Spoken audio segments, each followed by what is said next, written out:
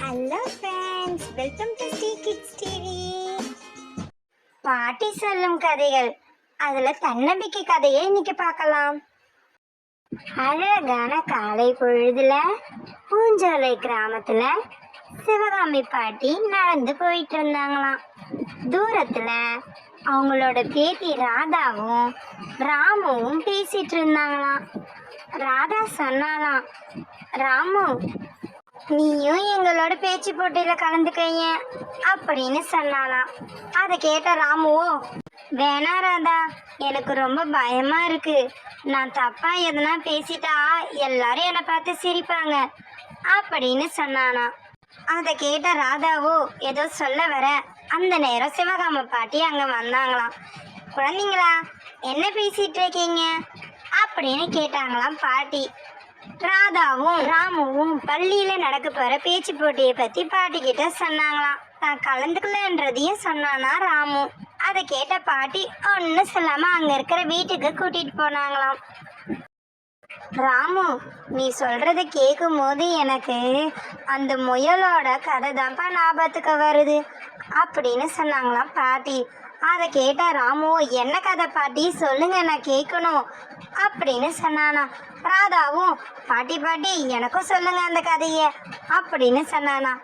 சரி சரி பசங்களா, சொல்றேன் அப்படின்னு சொல்லிட்டு சொல்ல ஆரம்பிச்சாங்களாம். ஒரு அழகான அடர்ந்த காட்டுக்குள்ள ஒரு குட்டி முயல் ஒன்று இருந்துதான். அது ரொம்ப பயந்த சுவாபம் கொண்டதான். அது எங்கேயுமே போகாதான். ஒரு நாள் ஊரை சுற்றி பார்க்கலான்னு ஆசைப்பட்டு குட்டி முயல் தத்தி தத்தி குதிச்சு காட்டை சுற்றி பார்க்க போச்சான்.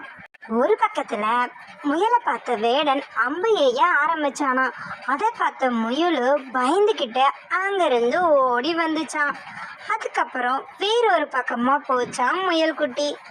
கொஞ்ச தூரம் போனதும் நின்று ஓய்வெடுத்த முயல் குட்டி இப்படி சொல்லிச்சான், நல்ல வேலை, அந்த வேடம் கிட்ட இருந்து தப்பிச்சிட்டோம் அப்படின்னு. அடுத்த கணமே வானத்துல இருந்து ஒரு கழுகு முயல்குட்டியை துரத்த ஆரம்பிச்சுதான். அதை பார்த்த முயல்குட்டி மறுபடியும் பயந்து ஓட ஆரம்பிச்சுதான். கொஞ்ச தூரம் போனதும், அப்பாடா, நல்ல வேலை, அந்த வேடம் கிட்ட இருந்தும் கழுகு கிட்ட இருந்தும் தப்பிச்சிட்டோன்னு நினைச்சுதான். உடனே ஒரு காட்டு சிங்கம் முயலை துரத்த ஆரம்பிச்சுதான். மறுபடியும் ரொம்ப தூரம் ஓடிச்சான்.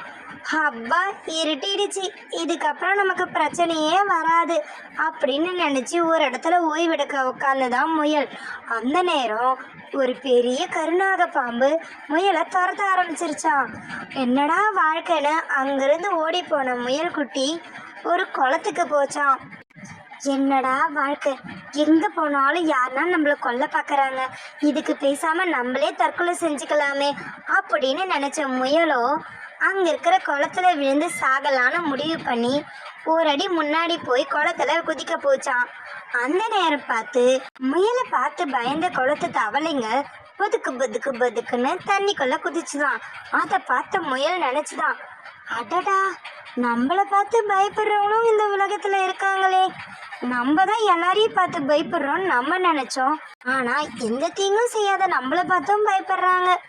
அப்போ நம்மளும் யாரை பார்த்தும் பயப்படாம தைரியமா வாழணும், அப்பதான் நம்ம வாழ்க்கையும் நல்லா இருக்கும் அப்படின்னு தனக்கு தானே தன்னம்பிக்கைய வளர்த்துக்கிச்சான். இந்த கதையை கேட்ட ராம பேச ஆரம்பிச்சானா. ஆமாம் பாட்டி, நானும் எல்லா விஷயத்திலயும் பயந்தவனா இருக்கேன். ஆனா என்னை விட பயப்படுறவங்களும் இருப்பாங்கல்ல, இனிமேல் நானும் எல்லா போட்டியிலையும் கலந்துக்க போறேன் அப்படின்னு சொன்னானா. நானும் தன்னம்பிக்கையோட இருப்பேன் பாட்டி அப்படின்னு சொன்னாலா ராதா.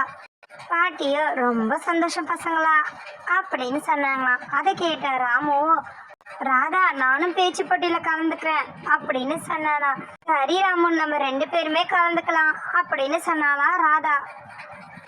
அதை கேட்ட பாட்டி ரொம்ப சந்தோஷப்பட்டு இப்படி சொன்னாங்களாம், பசங்களா, வாழ்க்கையில பயந்து பயந்து வாழ்றத விட துணிந்து தைரியமா தன்னம்பிக்கையோட வாழணும், அப்பதான் நம்மளால எல்லாத்தையும் கத்துக்க முடியும் அப்படின்னு சொன்னாங்களாம்.